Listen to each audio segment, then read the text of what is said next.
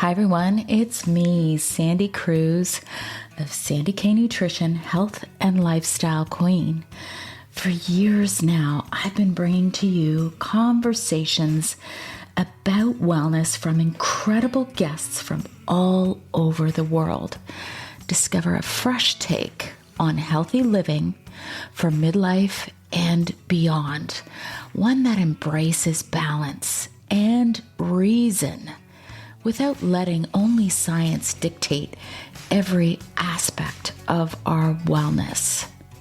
Join me and my guests as we explore ways that we can age gracefully with in-depth conversations about the thyroid, about hormones, and other alternative wellness options for you and your family. True wellness nurtures a healthy body, mind, spirit, and soul. And we cover all of these essential aspects to help you live a balanced, joyful life. Be sure to follow my show, rate it, review it, and share it. Always remember, my friends, balanced living works.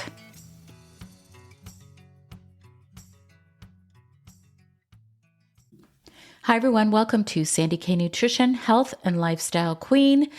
Today I have with me Shawn Buckley of the NHPPA and David Stephan of True Hope Canada.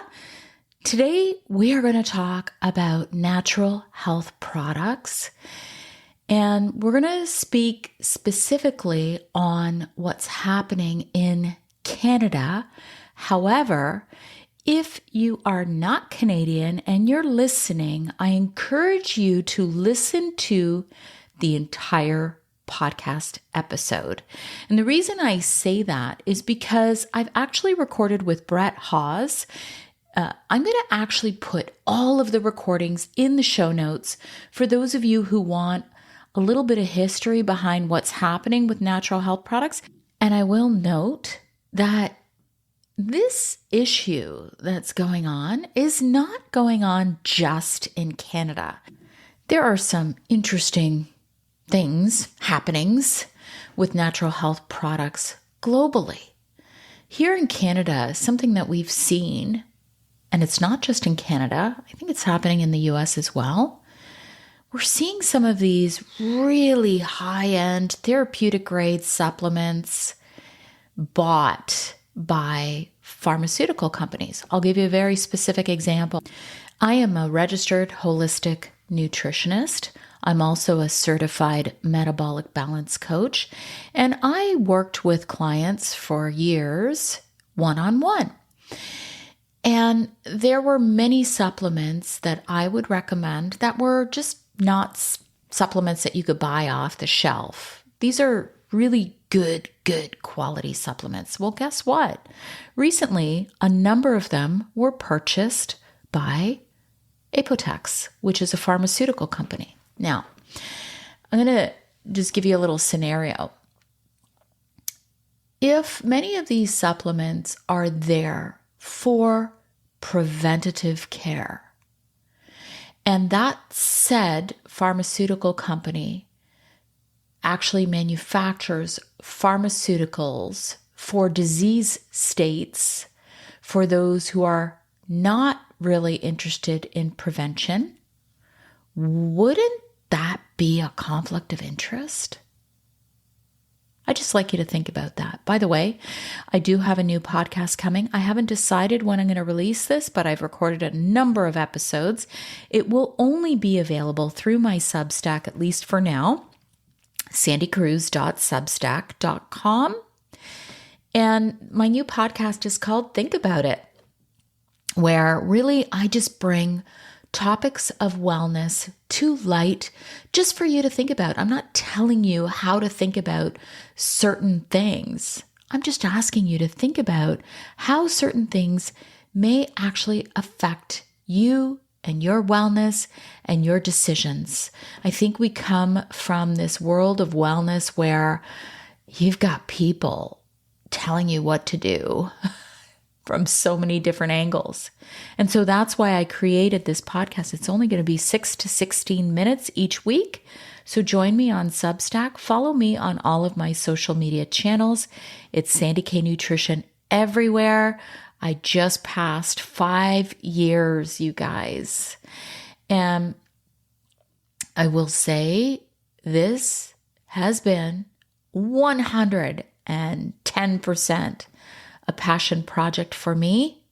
It has always been about passion over profit for me because I'm here to help others see if we can be proactive about our wellness and age better. Yeah, we might be living longer, but we're living sicker. And I think a lot of people don't think about their wellness as it relates to modern day life. So please share this podcast, share my podcast. That's the way everybody learns that I'm even here. I'm not a celebrity.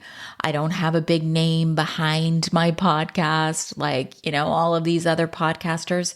So the only way that people know about me is through my social media and through sharing. So I'm going to ask you to share this episode with at least one person. Do it through Instagram, do it through Facebook, do it through text. Just however you do it, please do it, because it really helps me to secure amazing guests each and every week just to help you live your best life. Check the show notes because I'm going to have the other recordings listed there. And also, if you are on Apple or Spotify, please review my podcast with a few kind words. Thank you. And now let's cut on through to this amazing and informative interview with Shawn Buckley and David Stephan. Hi, everyone. Welcome to Sandy K Nutrition, Health and Lifestyle Queen. Today with me, I have two special guests. My first guest is Shawn Buckley, and he's a Canadian constitutional lawyer with over 30 years of experience and a proven track record defending more natural health companies against Health Canada than any other lawyer. Since 2008, Mr. Buckley has been president of the Natural Health Products Protection Association, NHPPA, whom I've recorded with twice now. And this association is dedicated to protecting Canadians' access to natural health products. My second guest with us today is David Stephan.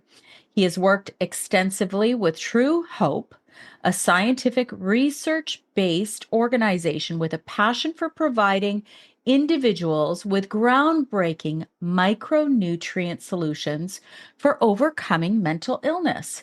He has been involved in leading-edge discoveries that have provided significant transformation in thousands of lives and has been scientifically validated in dozens of independent studies from universities around the world.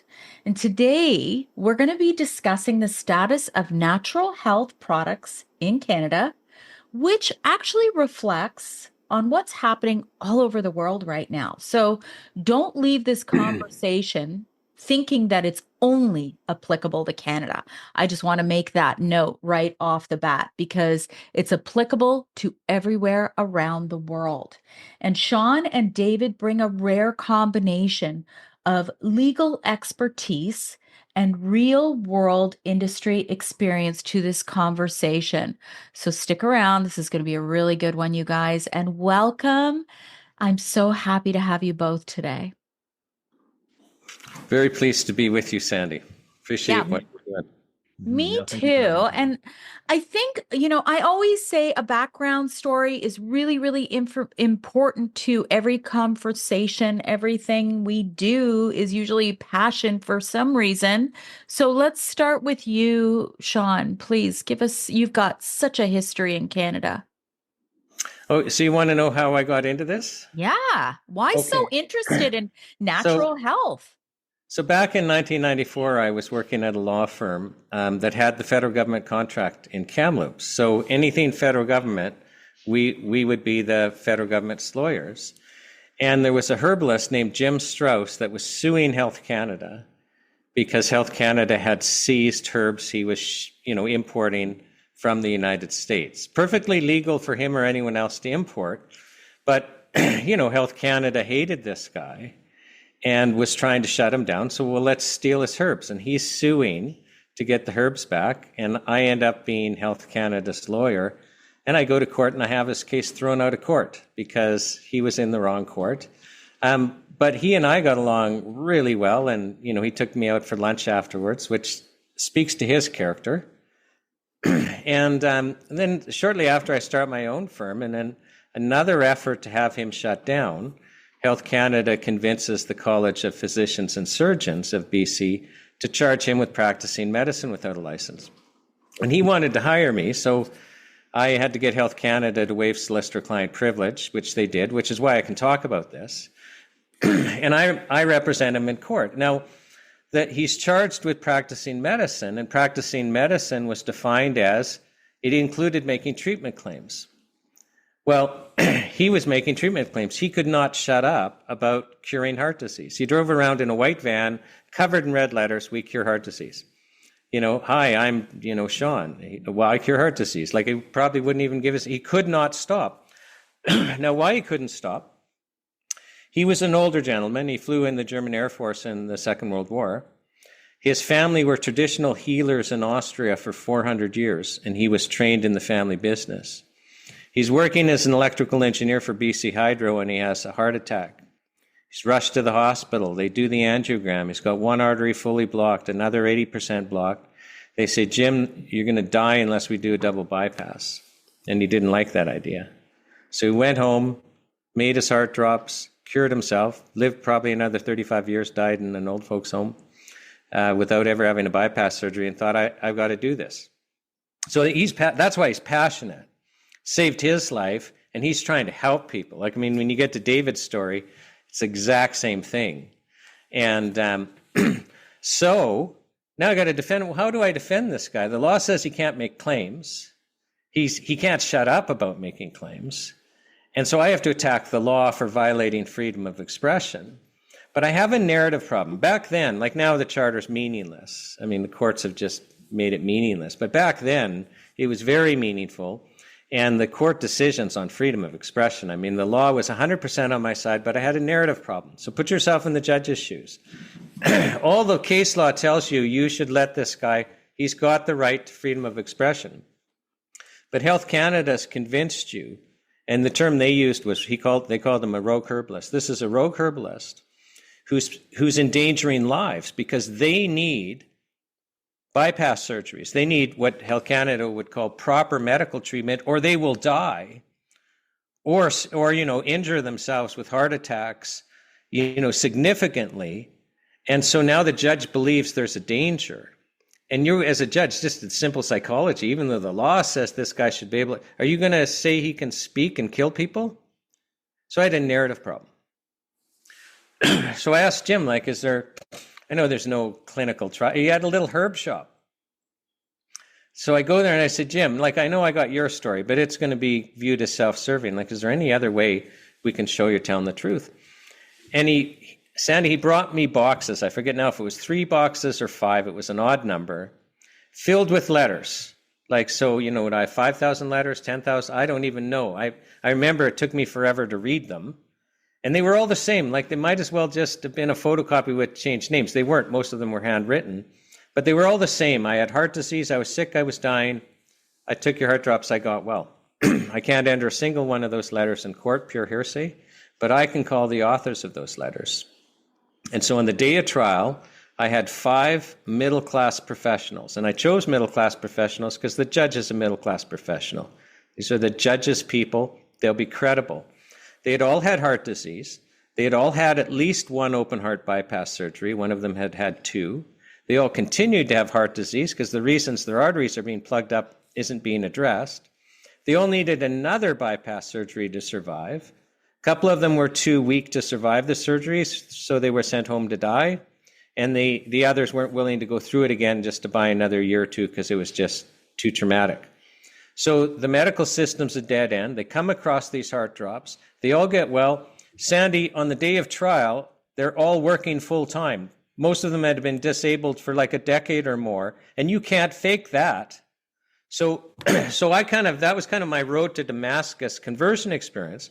Because when I was acting for Health Canada against this guy, it's like, oh yeah, is this ever dangerous? Some rogue herbalist is peddling snake oil, and people aren't, seeking proper medical treatment. I mean, it sounds great, except it's a lie. Well, after I prepared for that trial, it was like, no, the opposite is true. The danger is removing this guy. And, I could have given you the names, phone numbers, and addresses of like thousands of people that are only alive because of his, heart drops. So I came to a realization that it is extremely dangerous to allow a regulatory body to tell us how we're going to treat ourselves. And this is a situation where the medical system was a dead end. Now, I'll stop there and we'll segue to David, but I'll just, set him up by saying, I acted for the company he's going to start talking about because Health Canada charged them criminally, and they had started restricting this product. And it treats serious mental illness. And when I was calling witnesses to call them, and the court acquitted them, basically saying, thank goodness you defied Health Canada, or more people would have died. So in effect, the court was saying Health Canada killed people by restricting access. But Sandy, I'm calling these people, and these are people that had severe bipolar disorder. These are the people that are being involuntarily committed to psych wards. And, their lifespan, like once they hit that stage, like after 5 years, they're all dead. Like the mainstream system's a dead end for them.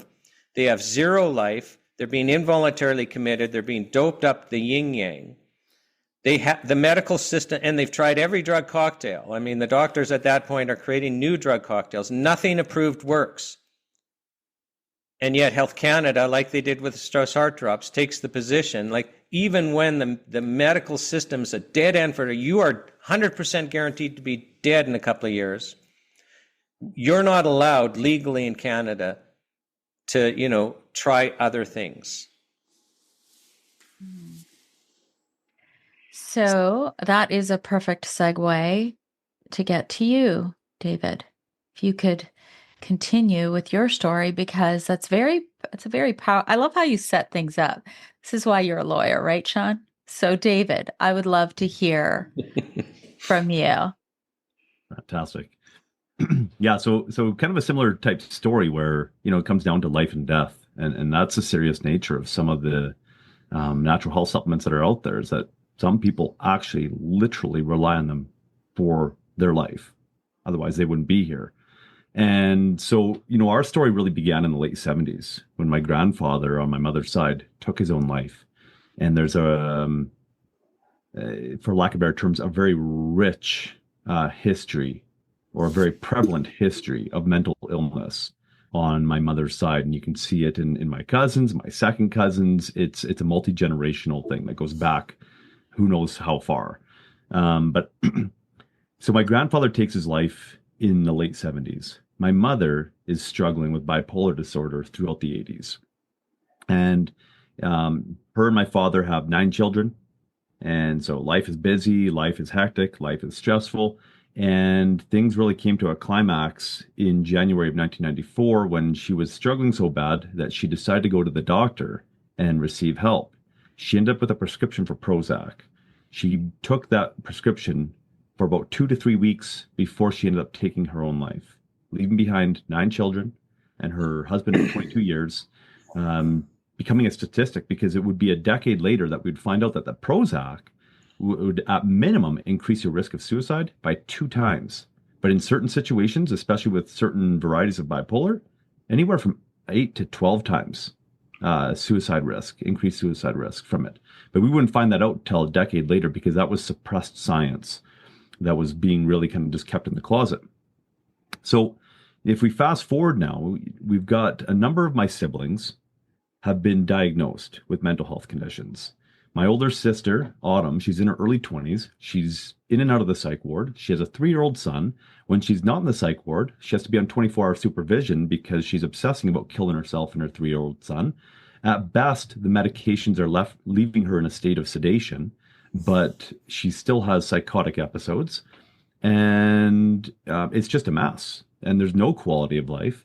And her husband's just trying to hold things together. And her husband's really taking care of two people at home, a 3-year-old son and her wife, and his wife. And so that's the situation that my older sister finds herself in. Well, my older brother, who's just 3 years older than me, he's about 15 years old. He's quite a large boy. He's in the low 200 pounds, kind of a raging bull, and he's homicidal, he's suicidal, and he basically has all the ingredients together to make up the recipe for the next schoolyard shooting. That's the type of situation he's in. And my father's looking at this and just watching his family continue to fall apart.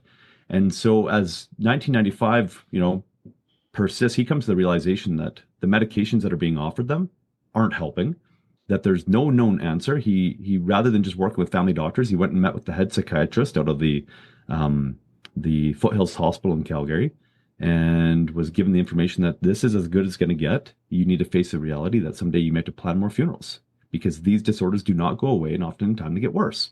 And so he was given this brutal information, but it was necessary for him to hear it, because that's when he began to turn and look elsewhere for answers outside of the medical system. And that's when he began to spend a lot of time in prayer and fasting, pleading that his family would be saved from these issues, because he was watching his children go down the exact same road that their mother went down and that their grandfather went down. And nothing miraculous happened overnight, but something interesting happened in November of 1995 as a property manager over 26 large buildings in southern Alberta. He's walking down the hallway one day with a colleague, David Hardy, and he feels impressed to tell David Hardy about what's going on at home. And so he does, basically ending off the conversation. If things don't change, we have no choice but to institutionalize my older brother, Joseph. And his colleague had something really interesting to say. He said, Tony, I've got a large family like yours, but they're all fine. They're well. I've never dealt with mental illness. However, I spent over 20 years in the animal feed industry, formulating feed for hogs across Western Canada and the Western United States.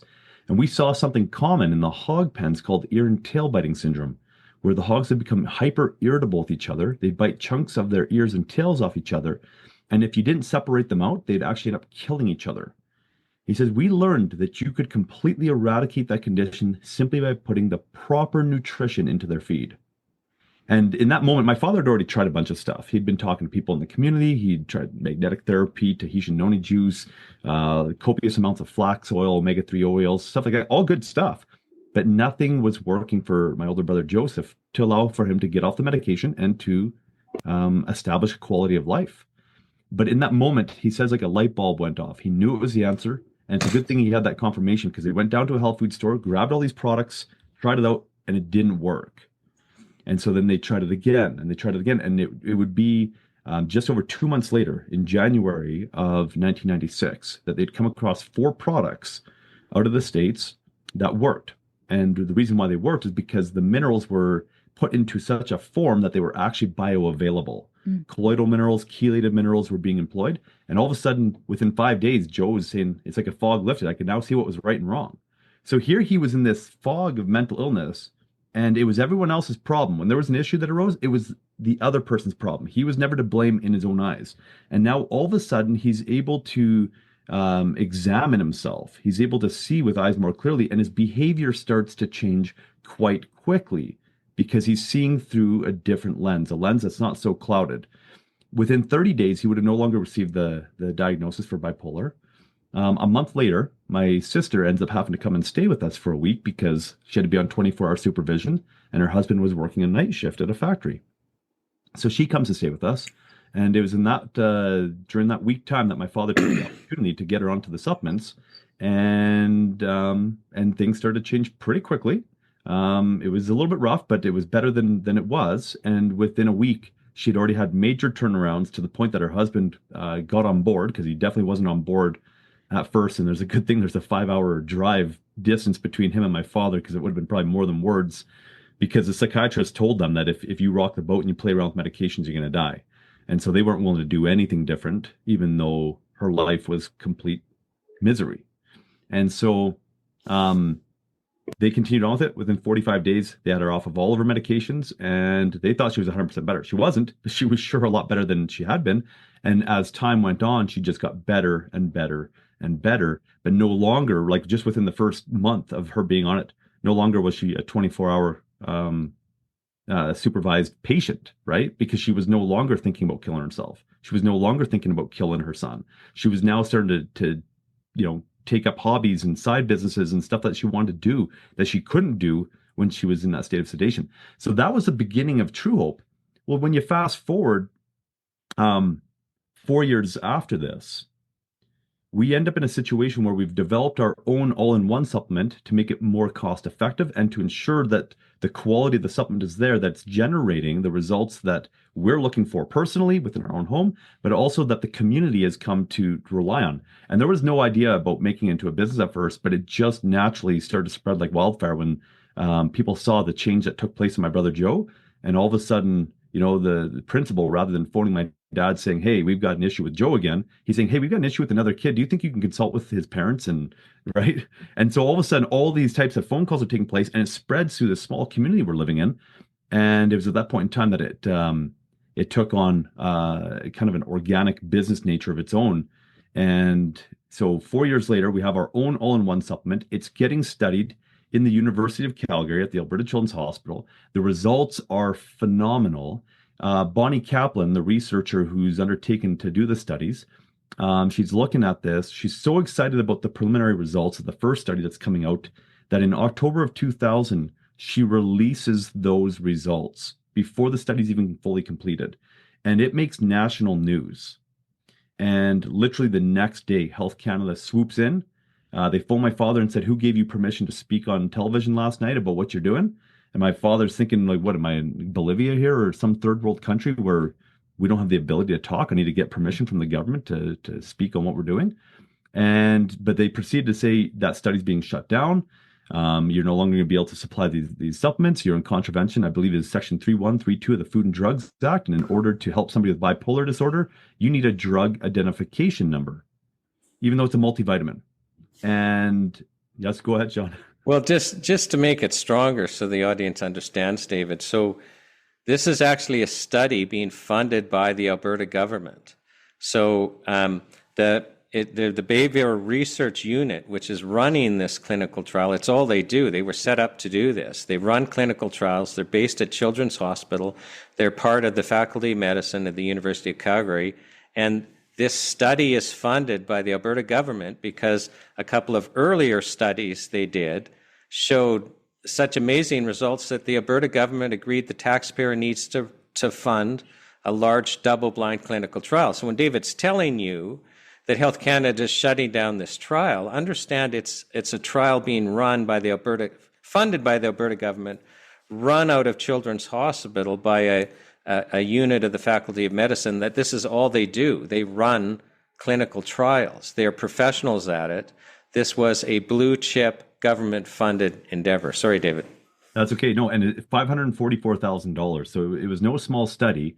And yeah, it was being piggybacked off of the initial results that were being publicized in the news. So at that point in time, there's basically two studies that are kind of running concurrently. The one's about to come to a close and the one is just ramping up. So Health Canada comes in, they swoop in, they shut it all down. So we see censorship right there.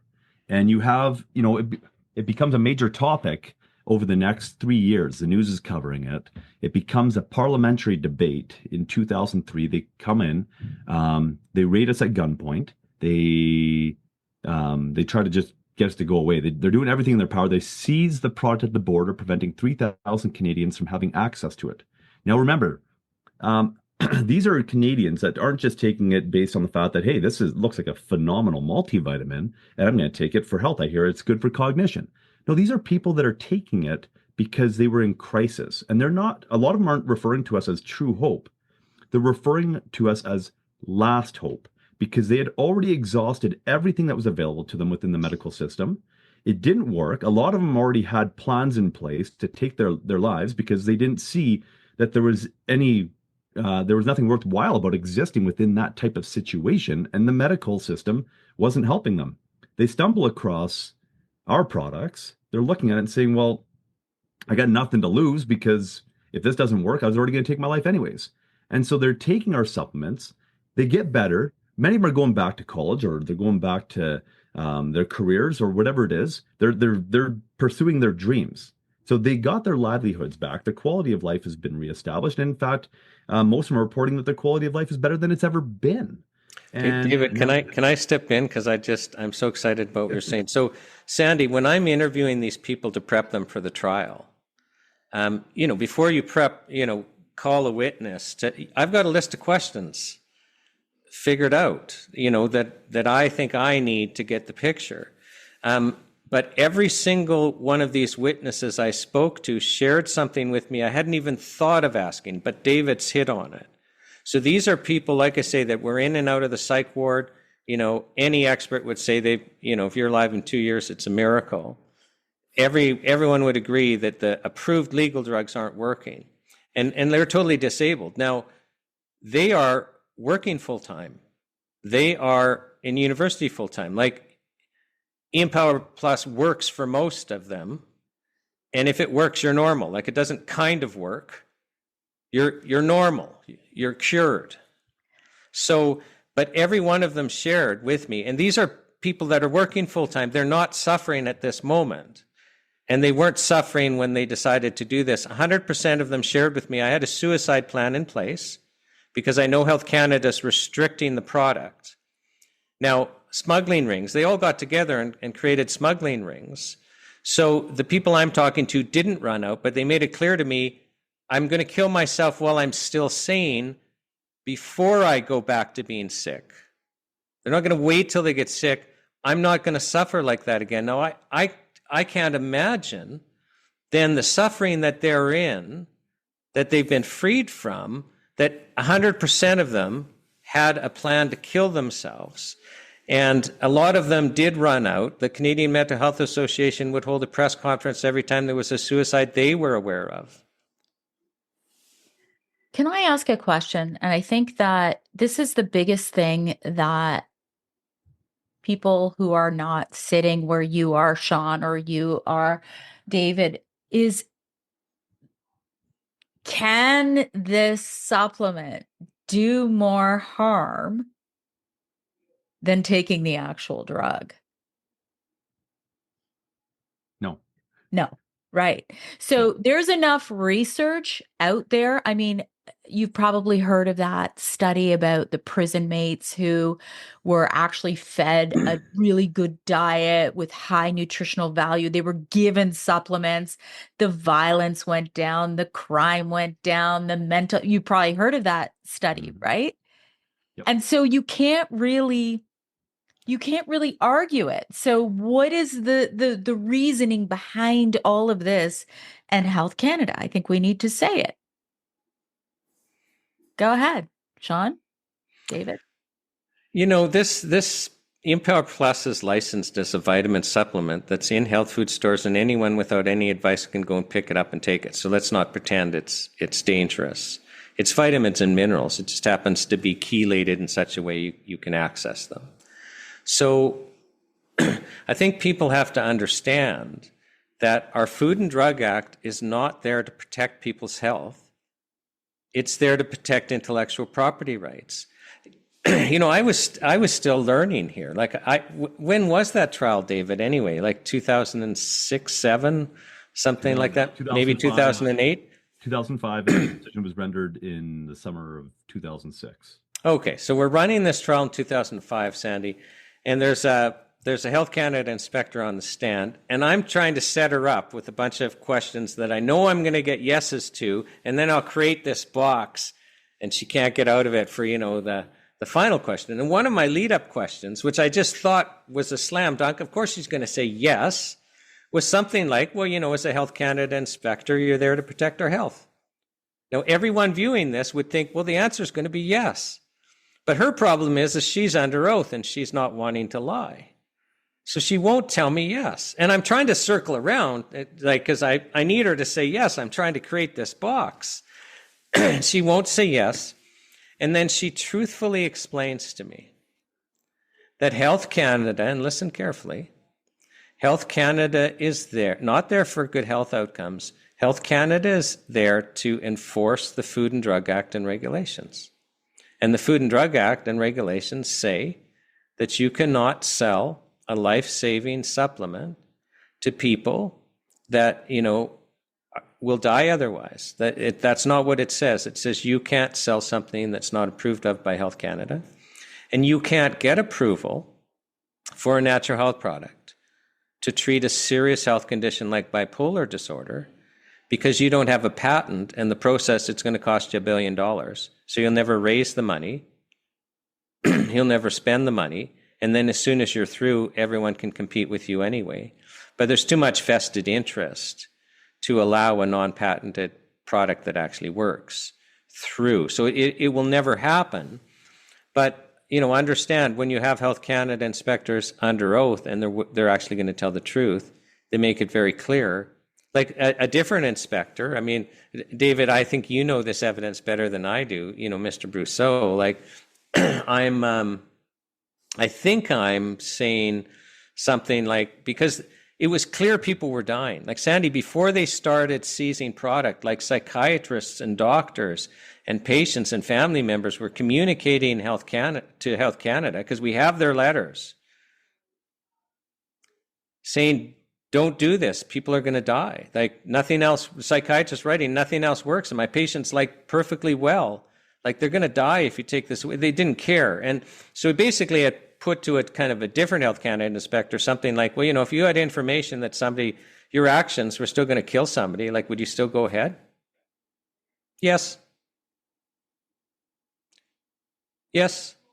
We have transcripts. Like, anyone can verify this. Yeah, it's almost verbatim. I sincerely wish it wasn't true. I wish that Health Canada was there to protect our health, and I wish that Health Canada would not be taking actions to enforce the Food and Drug Act, which is their mandate, knowing that their actions are going to lead to harm and death. I wish that was the reality, but it's not. The courtroom just about erupted when you asked that question, and everybody was expecting a no, and he said yes. Yeah, we would continue to move forward, in essence, with our directives, regardless of whether people are dying. That's exactly what was being communicated. Everybody got it in the courtroom, and there was just everybody was aghast. It was really, and yeah. But there's so much conflict there, because all you hear now is that they're doing certain, you're going to get into the bills. Some of these bills that have come into place, a lot of the reasoning behind it is that they're saying that it's to protect Canadians. Well, yeah, but that's public messaging, and it's not true. David, I feel compelled to talk about the 1-800 crisis lines, because we're talking about this trial, and so here we have the one inspector explaining to us, no, we're not there to protect your health, we're here to enforce the law, and another inspector saying under oath, oh yeah, no, I'll continue to take actions even if it's clear I'm going to kill people. There was such an uproar. Well, think about it. You got 3,000 Canadians and their families who know 3,000 people are going to die, and their family members are going to die if they can't keep accessing these products. Like, there's perfect clarity here with these people. And Health Canada is seizing product at the border. Well, they're erupting, and their doctors are erupting, and their family members are erupting. There was so much turmoil that the minister's office, it was health minister was Anne McClellan? Their phone's constantly ringing. So we know from their internal emails that we got through disclosure that they made a decision, actually, we're being disrupted. Our lives are being inconvenienced here by these people that are saying they're going to die. So let's create what it was called in the media, the 1-800 crisis line. Like, they actually publicly stated, both verbally in front of the press and on their website, we know that some people are concerned about this. So we've created this 1-800 crisis line. So we have professional mental health counselors to, take your calls and help you. And these people were told, we'll just, tell them to go back to their, to the psychiatric drugs that were death sentence for them. So as soon as you phone the minister's office, if you said EMPAR Plus or True Hope, they just hit a button and bang, you're off to this 1-800 crisis line. Well, in a criminal trial, you have the right to anything that's relevant. And we had asked and asked and asked before the trial, well, give us these notes of this 1-800 crisis line. We want these notes. And, they're coming. Well, the trial starts and I don't have them. And so I bring it up to the judge, like, I need these notes. We've already started the trial. I need them before we finish. I mean, in all fairness, we should have just adjourned and waited. But, we've got witnesses flying from literally all around the world, or North America anyway. We're all ready to go. Like, you just make strategic decisions.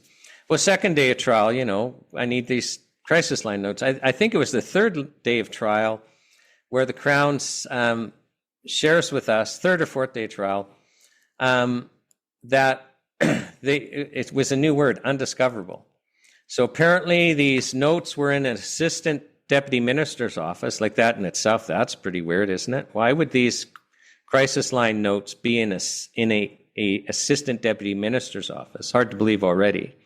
But anyway, they were, and this assistant deputy minister got transferred to another ministry, and the notes are missing, so they're undiscoverable. Well, the judge blows up on the Crown and makes it very clear that if we don't have those soon, that the judge will entertain a application for a stay. So now we learn by the end of the day that these undiscoverable 1-800 crisis line notes have been discovered, Sandy. Can you believe it? Like, just they happen to be discovered the same day the judge yells at the Crown saying, I'm going to throw the charges out. And as we're in court, they're being faxed from Ottawa to the Department of Justice in Edmonton, and, they'll be delivered to my hotel room by, the evening or the next morning. It was over 800 pages, Sandy, of people begging for their lives. You can't read them without weeping. It's impossible to read them without weeping. That's the agency people believe are there to protect them. That's what's so important here, is understanding how they've operated in times past, because it's that lamp of history that guides our feet today, where we see where we're going. And literally, people were begging for their lives. Ron Lejeunesse, the former head of the Canadian Mental Health Association's Alberta chapter, was warning Health Canada, saying, look, there's going to be suicides. And then there was suicides. And he came and testified to the suicides, the funerals that he went and attended. He came and testified during that trial. Health Canada was put on notice. There was no ambiguity here in relation to what Health Canada was doing. They knew what they were doing. They knew that they were putting people's lives in harm's way. It was criminal what they were doing, and yet they did it to enforce policy, to ultimately try to remove a product that would be a blessing to people that were suffering with psychiatric conditions, severe mental health issues that would ultimately compete with the pharmaceutical industry. And so it was bad business all around, and people's lives were lost because of it. And there was no excuse for it. And so we need to understand what Health Canada's, how they operate and how cold and callous it is, because this is the problem, is that when we're coming up against an enemy, when we're seeking to incite change, when we're at the battlefront, we need to understand what our enemy is capable of doing and what they're willing to do. And they're willing to kill Canadians to enforce and push their agendas. And that's exactly what we saw when they came and attacked a well-balanced, very bioavailable, multivitamin mineral supplement that was helping to nourish people in such a way that those mental health conditions that they once suffered with were no longer there. But we got to bring that home to today, because you're talking about people who actually died when access was restricted. But how many people are dead today because they can't be told? Sandy, let's say I've got, a 13-year-old boy, a son who's, entering into this, because it starts in puberty, and this severe bipolar is starting to manifest, and nothing's working. And, it's clear the medical system isn't going to. So I go to the health food store and I'm desperately looking for help, and I pick up that bottle and it says that all that Health Canada will allow, and it's something like supports mental health and wellness or something. Like, it's total milquetoast. I mean, I've had Health Canada scientists tell me they know it works. Now, how am I going to know that that's a product? And you can't just follow the label. You got to have advice. There's a real procedure to this. You need somebody who knows what they're doing to guide you through this and manage you until you're well and you've got the protocol. But how am I going to know that that's the product that's going to save my son's life when there's censorship, when people are not allowed to share truthful health information? I think for this product now, and David can correct me on the number, there's 35 published peer-reviewed studies, all funded by governments around the world. You know, some in the highest journals, like Journal of Psychiatry, Journal of Child and Adolescent Psych. Oh, I'm sorry. Yep. Yes, yeah, I'm having one of those mornings. You know, but True Hope can't share those with you because of the censorship, which can help us segue into how the law is changing, which is another topic we have to cover, because Health Canada, the censorship's causing lives. Mm-hmm. Yeah, it's important to understand that censorship continues, because it was only it was June of 2023, after going back and forth for about 8 months with Health Canada. They came at us in October of 2022 saying, look, you've got information on your website that we don't approve of. You need to remove it. We went back and said, well, what information? You know, articulate a little bit better. And we were basically going back and forth just to get some clarity and to also, you know, do our due diligence and try to fight this. But the problem is we have a licensed product. They can pull that license at any given time, which now restricts access to these life-saving supplements. So we're really kind of in the balances there as to how far do we push it. Well, finally, by early June of 2023, we get the answers quite clearly, and they're saying you have to remove those 35 medical journal publications. There's abstracts on our website. So somebody goes on our website and they want to find out, is this product right for me? Right? We're trying to really generate informed consent here. As much information as we can get to them for an individual to make an informed decision as to whether or not this is what they want to do for their mental health. And so we have these 35 medical journal publications, the abstracts from them, on our website, showing, you know, basically what the results were, where the studies are coming from, who the researchers are, and it's all independent. We're just sharing independent information that's available out there. And they're saying you can't have that on your website because we don't approve of those studies and what they found in those studies. Well, that's interesting, because you've got a stack of studies here that are all saying the same thing, right? That are, you know, you got 5 studies on ADHD, and they're all saying the same thing, right? For these children, they're living normal lives. They don't have focus issues anymore. They don't have outbursts. You know, they're able to, right? So we see that all these studies from different universities across the world are all finding the same results. They're replicating the same results. So it's very sound scientifically. And yet Health Canada comes in and says you can't have that on your website, and you can't have testimonials on your website. And the timing's interesting. So one of the legislative changes. So Sandy, what's happening is there's this thing called the self-care framework, where Health Canada is, you know, once again, because this has been going on as long as I've been alive, where they want to regulate natural health products like the chemical drugs. So the self-care framework, they're going to completely harmonize how the over-the-counter chemical drugs are regulated with NHPs. And one of because we need to completely harmonize, they've kind of broken it out into different branches.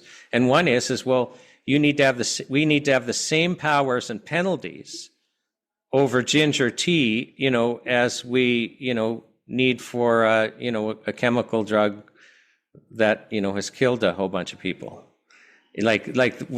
So they snuck into the budget bill in 2023. Like, what the federal budget bills are meant, you know, the federal government comes up with a budget, you know, on how to spend nosebleeds amounts of money. And you might have to change some programs or create some programs so there's the legal framework to spend the money the way you've decided to spend the money. So budget bills are supposed to be about that. But they sneak into the budget bill a change where they move natural health products from, you know, where they were to being under the same powers and penalties. So before, when True Hope was resisting Health Canada, the maximum fine was $5,000 per offense. And an offense isn't necessarily a day. Like, Health Canada says stop selling and they continue to sell for 4 months. That can be an offense, like the 4 months, right? But now, as the change in the federal spring of 2023, so True Hope would have been facing a, $5,000 fine for having those studies up. Well, they can survive that, but that was changed to $5 million per day. Like every day is a separate offense. Now, what company can withstand $5 million a day fines for having the public being able to understand that there's independent peer-reviewed research? No company can. So, of course, True Hope takes that down, and other companies take it down, and they're going after, like, healthcare practitioners, like naturopathic doctors and the like, who truthfully advertise. This is the thing, is none of us object, when the advertising is false or even isn't fair, right? But we're talking truthful advertising. And, what is the cost to this? I want to just clarify for the people who are listening. So I'm a holistic nutritionist, and if I say anything off label, I'm going to just use milk thistle as an example. We know milk thistle can do so many different things in the body that have therapeutic benefits. But if I say something that is off label and make a claim, I can be fined for that, Shawn? It depends on the circumstances. So let's say you're a regulated health professional. So like in most provinces now, naturopaths are. Most likely the patient in the office, you've got a doctor-patient relationship. Mm-hmm. That's not then, so they're talking about public things. But, what about the clerk in the health food store who is not a healthcare practitioner, who does not have, a patient-doctor relationship or patient healthcare person relationship?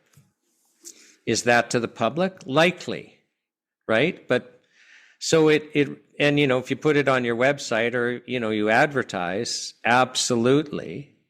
Even though if the issue is are you telling the truth? Well, absolutely. Like any court will agree with you. So it's just the fact that Health Canada takes the position that you can't say anything about the product about any product, but if a product becomes licensed, what would the approved claim be for milk thistle? Let's say it's good for your liver. Okay, so good it would probably be supports healthy liver function or something. Sure. So once that's approved, they say, well, now you can at least say that, but you can't say anything else. So before it's approved, you can't say anything. And but they only approve for these structure function claims. Well, supports, enhances, traditionally used. They will not let you tell the truth, and they will not license you for those conditions. Everyone's learned. You go to a consultant. My firm does NHP licensing. Like, we're not even going to try for what it's really can be used for. We're going to go for the milk toast because we know that's all that's going to be approved. So really, essentially, this bill is the self-care framework part of a bill, right? No, it's this process. So one part is well, let's impose all these powers and penalties. That's been done. Now, there's efforts to try and get that undone. There's a private member's bill in Parliament right now, Bill 368. I will, under my name, I've got nhppa.org. So I'm with the Natural Health Product Protection Association. So go to that website, subscribe to our newsletter, and we'll let you know when we're running campaigns to, do this and do that. And it's a place where you can be informed and follow us on social media. That's another way that we let you know what's going on. But so we've got a bill in front of Parliament. Well, we don't. It's a private member's bill by MP Blaine Calkins, but we assisted in the drafting, and we've been supporting to get it into the Committee of Health, and now it's through the Committee of Health. But there's other aspects. So like one, Sandy, that's really pressing, another aspect is the pharmaceutical companies pay licensing fees, not just for, to get a product license approved, but then yearly fees for licenses. If you're going to manufacture anything you're doing at a building, you have to get a separate license per building, and you have to get through the process and then renew it each year. So 80% of Health Canada's revenue comes from the pharmaceutical companies. Internally, they refer to the pharmaceutical companies as their client.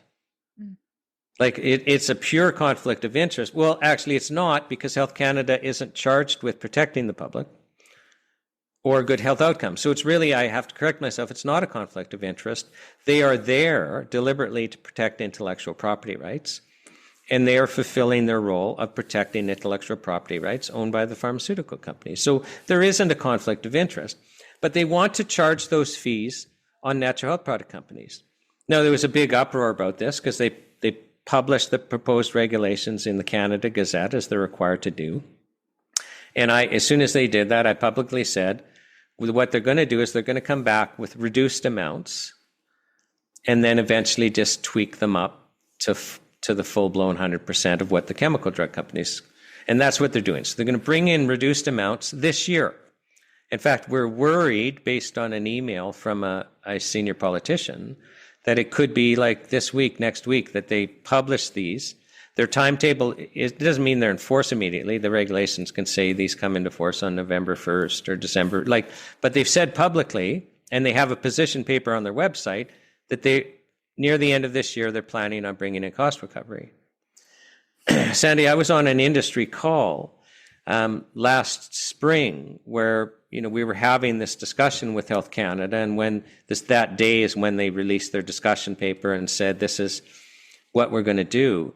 Well, I think every industry member on the call, every manufacturer, said either they're going to stop manufacturing in Canada, or they're going to drop like 40 to 90% of the product line. And we're not even talking about increased prices yet. I'm totally making these numbers up now because I forget. But I think, like, for a homeopathic doctor to have a full scope of practice, you might need like 5,000 licensed products. Well, no supplier can supply that. And with the traditional Chinese practitioners, it's more, or it might have that reversed. But we're talking thousands and thousands just for a base practice. And so what's going to happen to those traditions? The Canadian suppliers aren't going to be able to supply. And if you're going to be importing for use with patients, you have to have a site license yourself then, and the products have to be licensed. So are we going to lose our traditional Chinese practitioners and our homeopathic doctors within a year? And are we going to start losing most of our products? And what's going to happen to the price? Because we're already I find them expensive. Very. And we all know that, lower income Canadians, they don't have a choice. They can't access these products. They're priced out. They're priced out. So we've already structured our system where a large number of Canadians can't access these. And there's health consequences. And we're talking life and death. And we're talking total quality of life. Like with chronic illnesses, the three of us on this call are fully aware that a lot of people just can't manage chronic illnesses on the chemical approved drugs, but really get full quality of life and relief being managed on natural health products. Sandy, that's your business, is probably managing chronic conditions with natural health products. But we're not allowed to say that, right? So that's the other thing, is that, you're not allowed to say diagnose, cure, heal. There's so many things that you have to be careful of in the space of natural health. And yet, I can make my own personal claim for me that I wouldn't be who I am and where I am today had it not been for that, as a supplementary to, the Western medicine, and then natural health took it from there. They did their part. Now I'm doing my part. You see what I'm saying? So it's a very difficult, situation, because a lot of people use both, Shawn. A lot of people believe in both. I am never, ever going to say I'm anti-Western medicine, or like I had a daughter who had cancer at 5 and was very well taken care of at Toronto's Hospital for Sick Children. But I'm the one that took it over after as her mom. I'm the one that made sure she was taken care of and nourished and takes whatever it is that I believed would help her. It's me, my body, my role. Well, you've just touched on something really important, because I think we have to ask the question, because I actually believe that as human beings that we should have control over our body. And there's very practical thinking here. I mean, if, a squirrel comes up and bites me in the ankle right now, I'm the one that feels it. If I get cancer, I'm the one facing death. I'm the one, like, no Health Canada employee is going to suffer my suffering. No Health Canada employee is going to go on my health journey. So shouldn't I have the absolute right? I think I should have the right. I think you should have the right. It's your body. You're the one that has the experience based on what you do. And there's only one class of people that have never had the right to decide. Well, there's two classes of people in history that have never had the right to decide how they treat themselves when they're sick, and that is slaves, and that's now very soon going to be Canadians. So, although I don't really see a big difference anymore between the two, the way things are going politically. But who gives Health Canada the right to restrict our natural health products? Right. Who gives them the right to say what we can, like, legally? You mean it's illegal for me to decide to use EM Power Plus to treat serious mental illness, even if I'm actually having the experience it worked and nothing else worked? Like, just wait a second. So how did we end up where that's illegal? I'm sent home with, blockages in my arteries to die because I'm too weak to survive a double bypass. And you mean it's illegal for me for Strauss to actually tell me these heart drops could save my life? Like, we're not talking about lying, we're talking about truthful. Like, we'll all agree, hey, let's not be fraudulent, let's not overstate. That's not what we're talking about here. Do you mean I don't have the right to choose? Because I don't have the right to choose if I can't be told and they can't sell.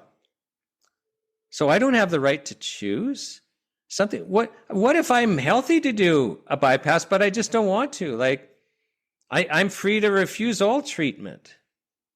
One of my grandmothers who had been a nurse all her career came in with ovarian cancer, and it's like, not only did she refuse treatment, she stopped eating. Like, it's just going to be a suffering journey.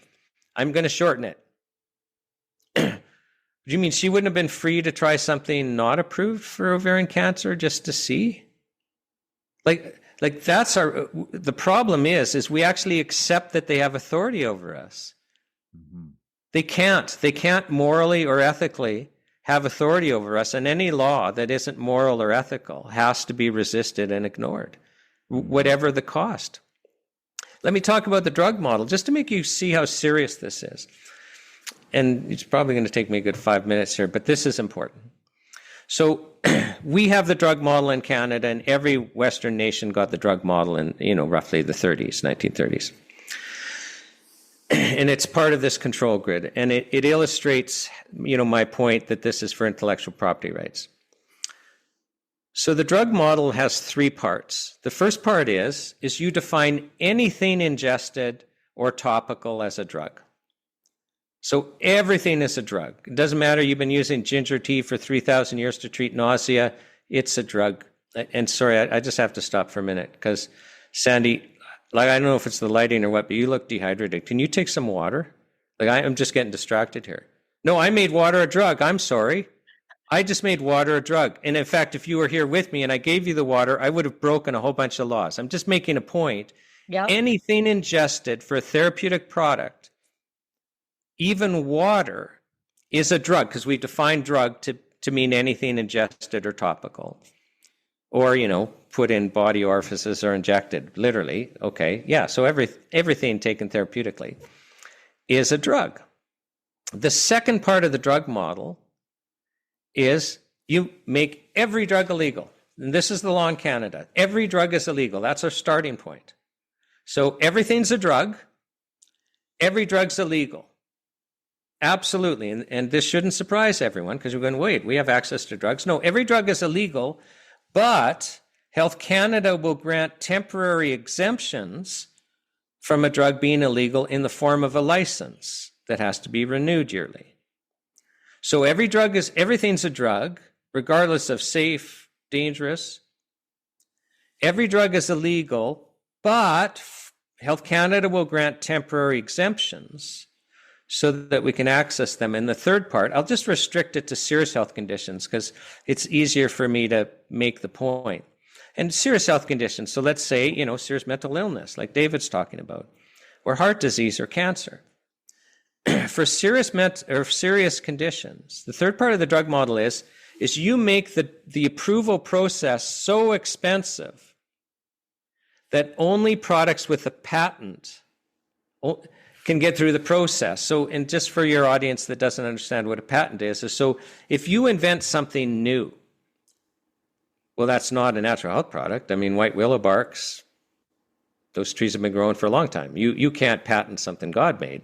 But let's say you take the active ingredient of white willow bark, which is a pain reliever, and this is the active ingredient. Well, let's tweak that molecule. Oh, now we have ASA.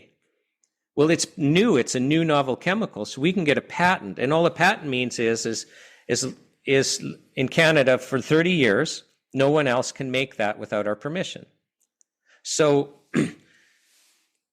our drug approval process, the last time for serious conditions, the last time I had an expert on the stand, a drug approval expert on the stand, so they're under oath, and I asked the question, what's it cost to get through the new drug approval process without blinking $1 billion?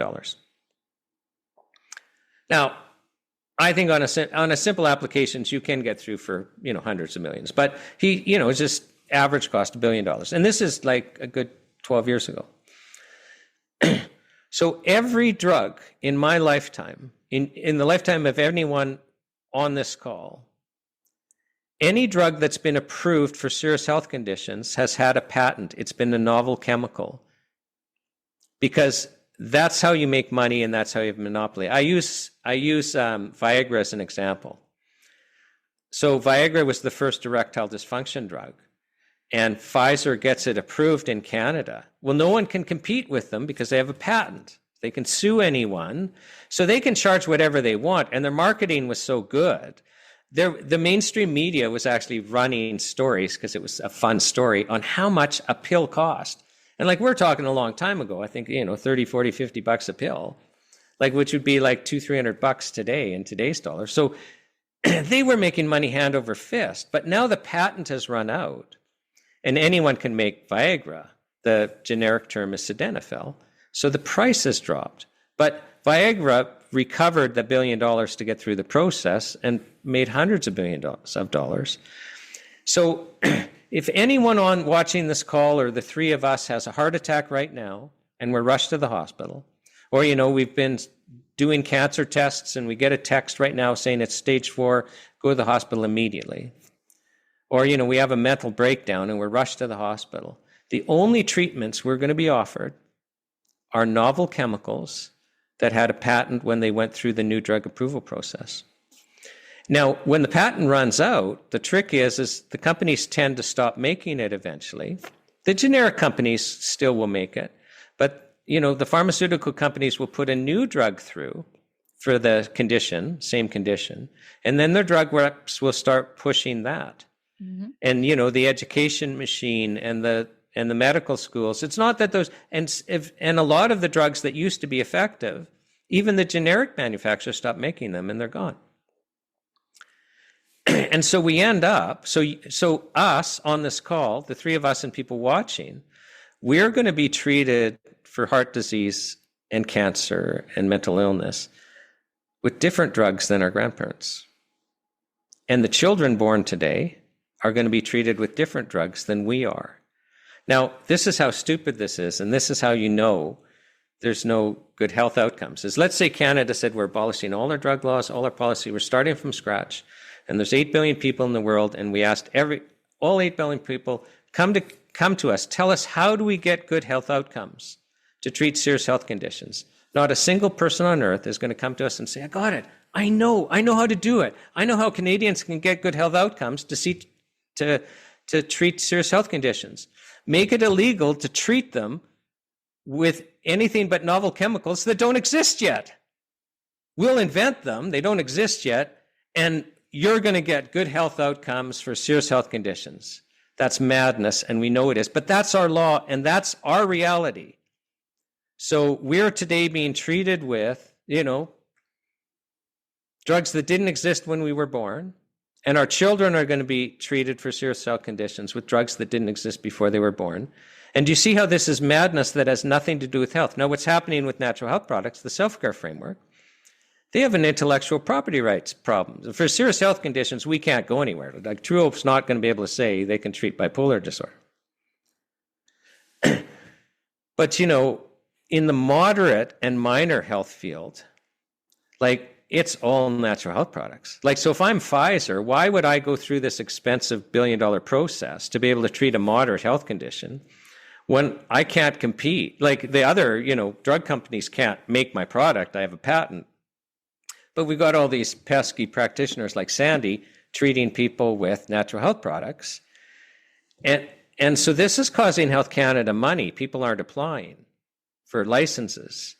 This is causing the drug companies money. So if we harmonize, so without natural products have to go through the same double-blind clinical trials, they have to pay the same fees. Well, they don't have intellectual property rights, so we will extinguish them.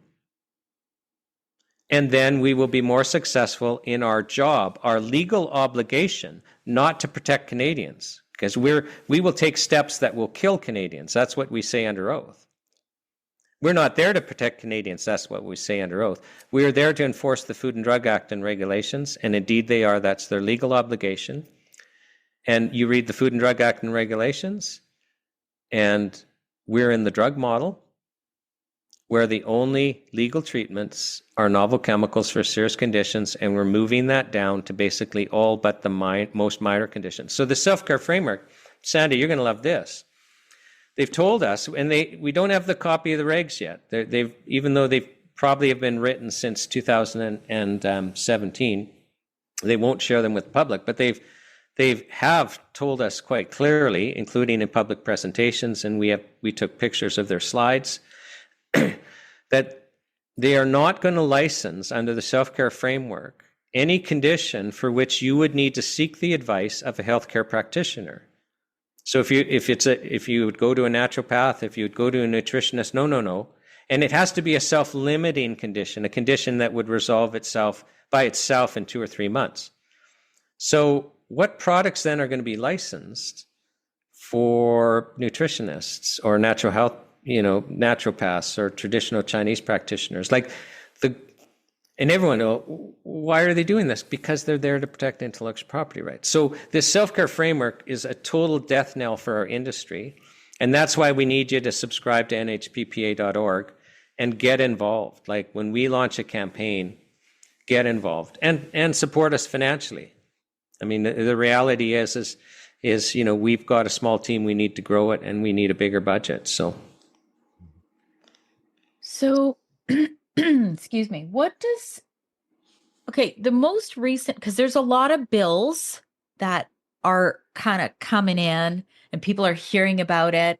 And then you guys have a campaign to, I know I've been involved in every campaign that I know of, where there's postcards or there's petitions, or isn't Bill 69 the newest one? Can you... Because it gets confusing for people who are not in it, right? I get you're a lawyer. This is your life. So, but I want to get involved as somebody who is very passionate about natural health products. Yeah, well, and we're actually not really talking about bills and acts, except for this, budget bill. Okay. Which, so we're fighting that with this private members bill. It's more regulations and policy. And so when you talk about those postcards, so everyone's going to know, like both us and the CHFA, we've got postcard campaigns. Well, if you've sent one or two, just keep sending them. Every time you go to the health food store, pick up 2 or 3 and have your family members fill them out and put them in, because MPs are paying attention that they're still coming in. And if you don't see postcards in your health food store, ask them to get them. Say, hey, wait a second, there are postcard campaigns and I want to do that. Now, the postcard campaigns are largely structured against the whole thing, self-care framework. Although we've got, some in the pipeline that we'll phase in that are, on specific aspects of it. But please keep sending postcards. And, if we or anyone else asks you to send a letter or make a call, don't just do one. Like, write a letter one week and do one the next week. Like, they actually pay attention. And the funny thing, Sandy, is every single MP, regardless of party, they understand that Canadians don't want this self-care framework. They understand, regardless of what they say, oh, this is for public safety, blah, blah, blah. I mean, we can have 10 shows on how false that is. They understand, and yet Health Canada is still pressing ahead. So we're not at that pressure yet. Like, we have to get to the point where MPs' offices can't function because their constituents are respectfully and lawfully communicating to them so continuously that, just for being able to focus on other things, they're going to have to give us what they want. And it comes back to these, who gave them the right? Who gave Parliament the right? Who gave Health Canada the right to decide what we do with our bodies? That's a pretty powerful way to kind of sum up this conversation. I don't want to leave this conversation if there's anything that we didn't talk about. Like, the number one thing is get involved with NHPPA, because you guys are doing incredible things. I've recorded with you 2 other times, not you, but people who are part of the NHPPA. And I'm just very passionate about this because I am a sole believer that it's my body, it's my right. And yeah, like the other thing that we didn't really mention, and I think this is important to note, if there's a restriction on what's being allowed to be said, let's say about milk thistle, isn't that like almost like withholding information? Like, to me, that in and of itself is not taking care of me. If you're withholding important information that could help me and my health. Does that make sense? Right, but you see, you're looking at it the wrong way. Now look at it from Health Canada's perspective. First of all, they get paid by the pharmaceutical companies, and legally they're there to protect intellectual property rights.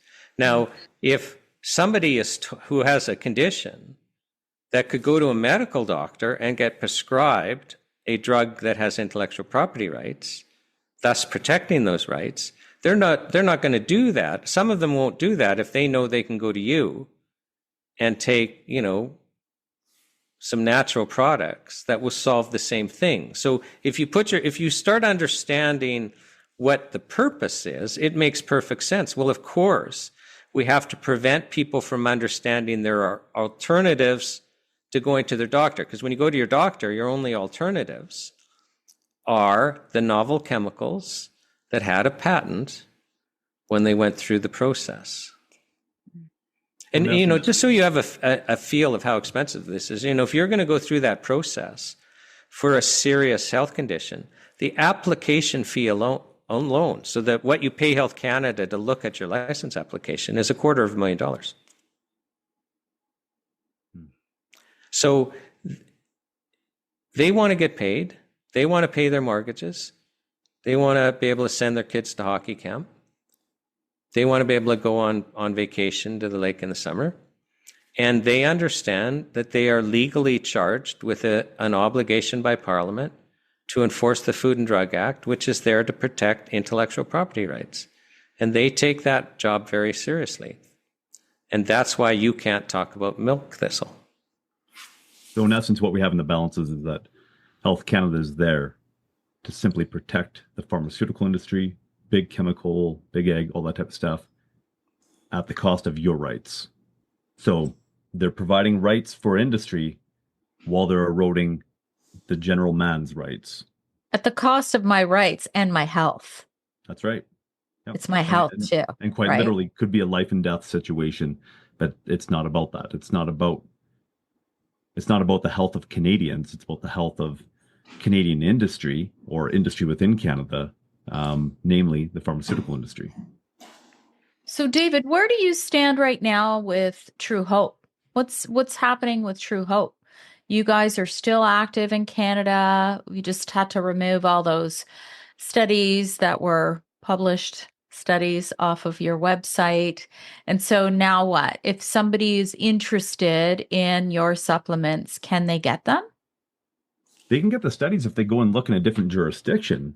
See, the nice thing is that, there's websites hosted out of the US where they can go, we have a website called truehope.com. That's the US website, and it has all the studies. But yet truehopecanada.com does not contain any of the studies. And we also had to remove a number of testimonials where people were just sharing their real life experiences. They're not allowed to share that, according to Health Canada, because what they were sharing was experiences that Health Canada does not approve of, correcting certain conditions that Health Canada has not approved Empower Plus for or any of our other products for. So it's, we're still playing the game in essence. We're moving forward. But, David, you guys are not thinking broadly enough about testimonials, because Health Canada likely would let you post testimonials from funeral directors talking about, how good the funeral was and how the family's doing. Shawn, that's why you're a lawyer, right? You think of these things. Wow. But wow, this is a powerful show, Sandy. I think so. I want to take a moment to just thank you both so much for your time today. I think we can, reconvene and have another discussion. I think these discussions need to be had, and it has to be top of mind. And then, I'm always about how does this expand to the rest of the world too, because it does relate. And I know Brett and I recorded about that. We're talking about Canada, but this is kind of going on in different forms all over the place. So I just want to thank you both very, very much for your time, and you're both doing amazing work. And I definitely want to keep in touch. Thank you so much for having us on. Yeah, thanks for having us, Sandy. And I think Dave, I can speak for David. We'd both love to come back. Okay. Absolutely. And by the way, just put a real quick plug in. There's a documentary that's going to be coming out that Shawn's a part of. I'm a part of, that's really articulating the whole story of Health Canada, True Hope, but Health Canada as a whole and what's going on.